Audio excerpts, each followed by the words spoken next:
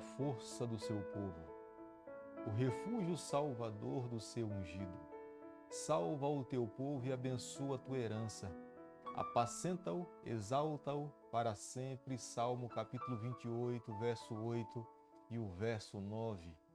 Faço votos que este seja um dia de bênção para a nossa vida, que nós possamos a cada dia sentirmos as santas influências do nosso Salvador sobre a nossa vida e a nossa trajetória. Estamos aqui mais uma manhã para refletirmos e estudarmos a palavra do Senhor e deixarmos que ela conduza, norteie a nossa trajetória. O salmista Davi, inspirado por Deus, o Salmo capítulo 28, verso 8 e verso 9, ele fala: o Senhor é a força do seu povo, Ele é a nossa força, Ele é o nosso refúgio, é Ele que nos abençoa, Ele é a nossa herança, Ele nos pastoreia como o nosso supremo pastor.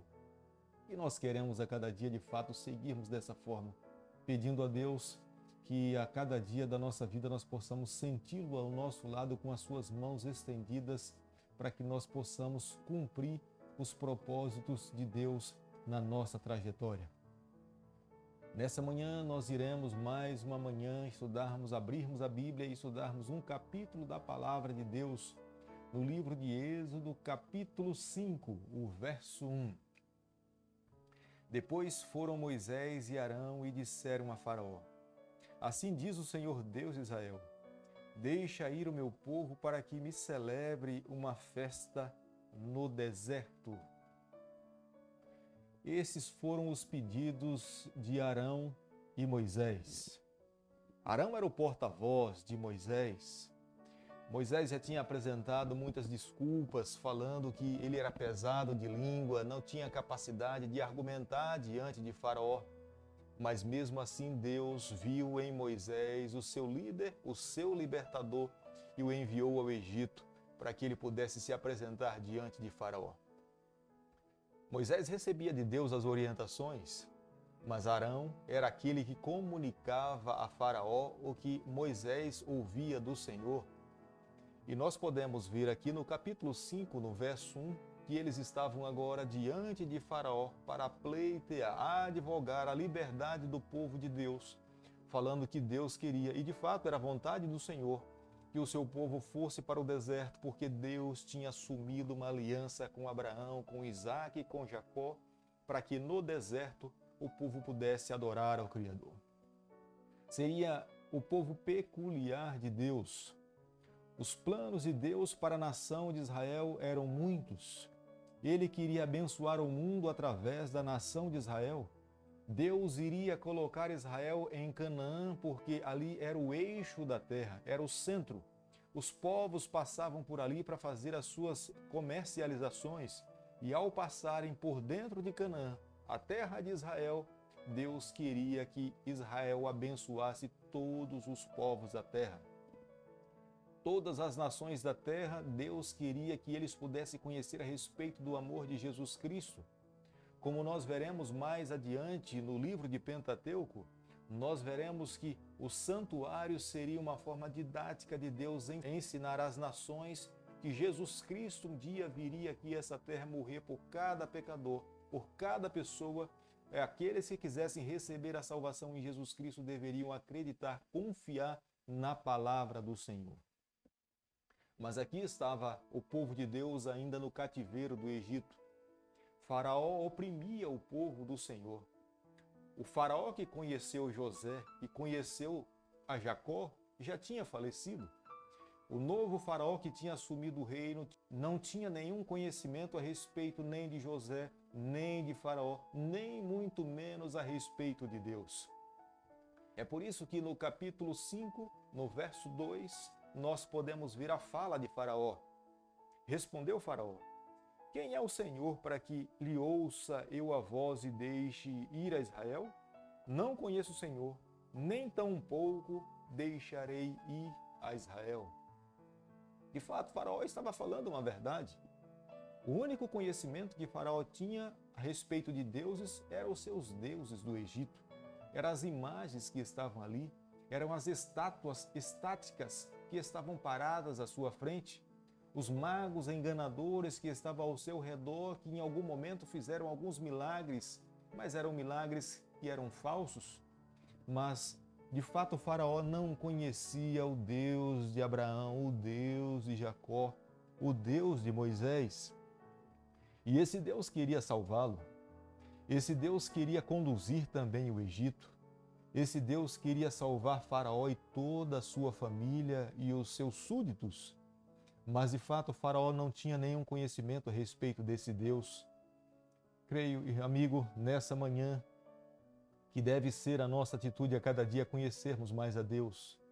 Embora, de fato, reconheçamos a nossa pequenez, o nosso tamanho, mas quando nós estamos com a palavra de Deus aberta, nós estamos aqui humildemente diante do Senhor, falando: Senhor, por favor, abra os nossos olhos, o nosso coração. Nós queremos a cada dia conhecer a Tua pessoa. Faça com que, através da revelação da Tua palavra, que é a Bíblia, nós possamos ter um entendimento maior das Tuas vontades para cada um de nós. O que não pode acontecer conosco na nossa trajetória é imaginarmos que nós já chegamos num patamar que conhecemos o suficiente e que não há necessidade de crescermos, de conhecermos mais. Mas aqui nessa manhã é necessário tomarmos uma atitude a cada dia, e de fato é o que nós temos feito, estudarmos mais a palavra do Senhor, amá-la mais e colocarmos em prática em nossa vida as verdades que Deus revela para cada um de nós. Faraó estava de fato revelando o que estava no seu coração. É claro que o orgulho é o que estava predominando dentro do seu coração. Se Faraó fosse mais humilde no momento em que Moisés lhe aborda falando que Deus queria levar o seu povo para o deserto para que pudesse prestar homenagem, sacrifícios e adoração no deserto, Faraó deveria ter sido humilde para poder perguntar: quem é o teu Deus? Me revele ele, me mostre quem é esse Deus e deixarei o povo. Mas a atitude e as palavras de Faraó revelam que ele não era um rei humilde, não era um governante humilde para poder ter a atitude de entender de fato quem era que estava falando com ele. E a sua atitude arrogante fala que ele não conhecia esse Deus e ele não deixaria o povo de Israel sair do Egito, mas não iria se demorar muito para que de Faraó de fato pudesse encontrar e conhecer melhor quem era esse Deus. Faraó toma uma atitude drástica. Ele chama os seus governantes e pede para que os seus governantes dobrem os trabalhos sobre o povo de Israel. E o povo que tinha a responsabilidade apenas de fazer tijolos, eles agora deveriam recolher as palhas e outros utensílios para formar os tijolos, e a mesma quantidade seria cobrada deles. E o povo de Deus não consegue entender como que Deus iria libertar o seu povo, sendo que, em vez de aliviar o fardo, eles estavam se tornando mais oprimidos. Mas, amigos, como é difícil para nós entendermos o andar de Deus. Como é difícil para nós entendermos o agir de Deus na nossa vida. A própria nação de Israel não tinha conhecimento a respeito do verdadeiro Deus. Embora de fato eles quisessem ter liberdade, quisessem ir para o deserto, mas eles não tinham conhecimento a quem eles iriam adorar. Deus queria sim se revelar àquele povo, mas até então, de fato e de verdade, eles tinham tido uma experiência a respeito do Deus de Abraão, o Deus de Jacó, com uma fala dos seus antepassados, do que Moisés falou para eles, mas pessoalmente aquela nação ainda não tinha se encontrado com o seu Deus. Nessa manhã, acredito que é momento para nós também refletirmos. Nós estamos em busca de uma libertação. Todos nós almejamos um dia sairmos dessa terra. Nós já conseguimos perceber que nós não fomos criados para viver aqui. São guerras, pandemias, enfermidades, depressões, demissões, desnível social. E reconhecemos que vivendo nesse mundo de injustiça, nós não fomos criados para viver aqui. A nossa pátria é uma pátria celestial, é a pátria do Senhor. Mas a pergunta que de fato deve mover o nosso coração nessa manhã é: nós conhecemos o nosso Deus? nós temos uma base a respeito do que Ele espera de nós, nós temos vivido as verdades que Ele tem pedido para cada um de nós, o nosso coração se alegra em estarmos na Sua companhia. É a nossa primeira atitude a cada manhã nos voltarmos para o nosso Criador com palavras de gratidão, com hinos de louvor, reconhecendo de fato que Ele é soberano, Ele é o único digno de louvor e adoração. Enquanto no Egito havia uma adoração para outros deuses, o Deus de Abraão estava de fato advogando adoração exclusivamente para Ele. E entendo que, de fato, nos dias em que nós estamos vivendo, Deus espera também que Ele seja o único e exclusivo que possa conduzir a nossa trajetória. Acredito, amigo, que cada um de nós que nos encontramos nessa manhã, o que nós precisamos fazer a cada dia é conhecermos mais ao nosso Senhor, conhecermos mais ao nosso Deus. As nossas orações precisam se voltar para o céu pedindo, Senhor, por favor, se revele a cada um de nós a cada vez mais.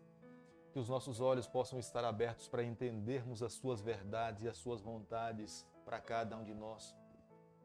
Da mesma forma como o faraó um dia pergunta a Moisés quem é o teu Deus, eu tenho certeza que muitas pessoas que vivem ao nosso redor nos dias de hoje estão se perguntando quem é o nosso Deus, quem é o Deus desse povo, quem é o Deus desse povo que anda com a Bíblia embaixo do braço. Mas nós precisamos revelar esse Deus a essas pessoas. Mas antes de revelarmos, eu e você, nós precisamos ter uma visão mais clara a respeito desse Deus.